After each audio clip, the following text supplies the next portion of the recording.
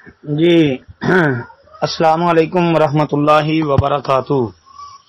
محترم بھائی نے لکھا جی بچے کے کان میں اذان والی حدیث کا حوالہ اور تحقیق کریں۔ جی ٹھیک ہے جناب۔ محترم بھائی بچے کے کان میں اذان دینے والی وہ روایت جس میں یہ آتا ہے کہ ابو رافع مولا رسول اللہ صلی اللہ علیہ وسلم جو بیان کر رہے ہیں کہ میں نے نبی علیہ الصلوۃ والسلام کو دیکھا کہ انہوں نے حسن بن علی رضی اللہ تعالیٰ عنہ کی جب ولادت ہوئی تو اس وقت انہوں نے اذان والی جو نماز کے لیے اذان کہی جاتی ہے وہ والی اذان ان کے کان میں کہی۔ اور یہ روایت جو ہے سنن نبی داود کے اندر 5105 سنن ترمذی میں 1516 نمبر پر، اس کے علاوہ مصنف عبد الرزاق، مسند احمد، مستدرک حاکم، سنن کبری بہقی اور کئی کتابوں کے اندر موجود ہے۔ اور اس روایت کے اوپر تحقیق ہم نے اس گروپ میں پہلے بھی کئی دفعہ کی ہوئی ہے۔ تو یہ روایت سندن ثابت نہیں ہے بھائی، اس لیے کہ اس کی سند میں عاصم بن عبید اللہ ضعیف الحدیث راوی ہے۔ اور امام بخاری رحمۃ اللہ علیہ نے عاصم بن عبید اللہ کے متعلق کہا ہے کہ یہ منکر الحدیث ہے۔ اور امام بخاری رحمۃ اللہ علیہ کا مشہور و معروف قول جو ہے وہ میزان الاعتدال کے اندر اور لسان المیزان میں بھی موجود ہے کہ کل من قلت فیہ منکر الحدیث فلا تحل الروایت عنہ، کہ جسے میں منکر الحدیث قرار دے دوں اس سے روایت لینا حلال اور جائز نہیں ہے۔ یہ امام بخاری کے نزدیک ان کی شدید جرح ہے جو انہوں نے عاصم بن عبید اللہ پر کی ہے۔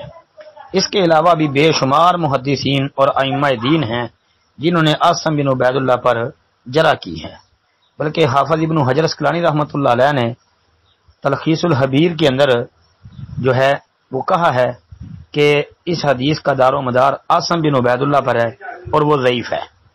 تو لہذا یہ ترمذی والی روایت ابو داود وغیرہ کی جو ہے یہ تو ضعیف ہو گئی عاصم بن عبید اللہ کی وجہ سے۔